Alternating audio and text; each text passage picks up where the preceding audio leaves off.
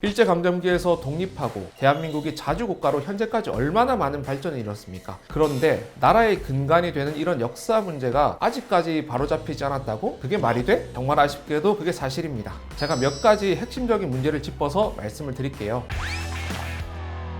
안녕하세요, 박은형입니다. 지금까지 저희가 역사 왜곡 문제, 그 중에서도 고대사 왜곡 문제를 많이 살펴봤습니다. 대표적으로 중국의 동북공정과 일제의 식민사학을 알아봤는데요. 동북공정 같은 경우는 여러분 잘 아시다시피 현재도 문화공정과 같이 변화된 모습으로 남아 있습니다. 뉴스라든지 인터넷을 통해서 그런 소식들을 종종 접하실 거예요. 그런데 식민사학 같은 경우는 정말 지금도 남아 있는 건지 궁금해 하시는 분들이 많죠. 역사 선생님이 그런 거 지금은 다 극복되고 없다고 하던데요. 그런 분도 계실 거예요. 제가 고등학교 다닐 때 역사 선생님도 그렇게 말씀을 하셨습니다. 식민사학은 옛날 이야기다. 하지만 현재도 버젓이 살아있다는 것을 이번 시간을 통해서 말씀드리고 싶습니다. 상식적으로 이해가 안 될 수 있습니다. 저도 그랬어요. 1945년 광복을 맞이한 지 지금 77년 정도가 지났죠. 100년에 근접하는 정말 짧지 않은 시간이 흘렀습니다. 일제강점기에서 독립하고 대한민국이 자주국가로 현재까지 얼마나 많은 발전을 이뤘습니까?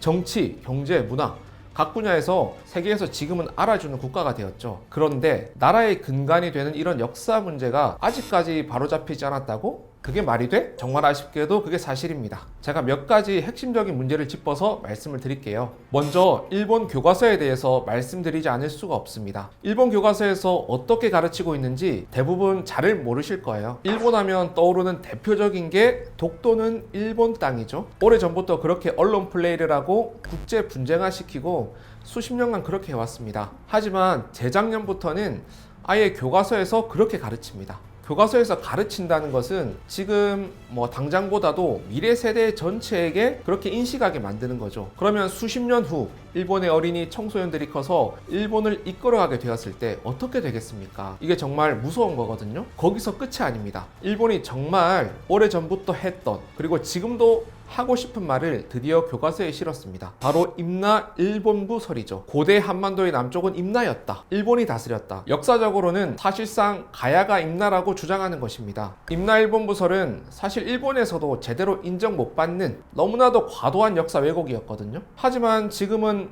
정치적인 이해관계에 의해서 일본에서 점점 이것이 정사다, 올바른 역사다 라고 만들어가는 상황입니다. 왜 그러냐면 중국이 동북공정을 하면서 고대의 한반도 북한 영토를 아예 중국 땅이라고 못 박은 지도를 전 세계에 유포하고 홍보하고 있는 상황이죠. 그럼 일본도 우리도 가만히 있을 수 없다 해서 자신들의 식민사관을 다시 펴면서 교과서 교육을 비롯해서 아주 치밀하게 군사작전 진행하듯이 역사 왜곡을 자행하고 있습니다. 그럼 우리는 가만히 있습니까?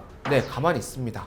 역사학계에서 대응이 있을까요? 별다른 대응이 없습니다. 오히려 중국, 일본의 역사 왜곡에 동조하는 듯한 논리를 말하는 학자들이 꽤 있습니다. 큰일이죠. 이게 잘못되었다고 말하면요, 유사 역사학이다, 국뽕이다, 뭐다 그렇게 공격을 합니다. 우리의 뿌리 역사, 문화, 훌륭했던 선조들 전부 부정당하고 그런 역사 없다, 지금 그렇게 가고 있습니다. 주류 사학계는 단군 조선을 사실상 부정하고 있어요. 신화라고 합니다. 중국인 위만의 위만조선을 고조선의 계승이라고 하고 있고, 그 전에 있었던 배달국은 말도 못 꺼내는 분위기죠. 고구려, 백제, 신라도 초기 역사는 못 믿는다, 이런 상황이거든요. 그럼 고려 때부터가 우리의 역사인가요?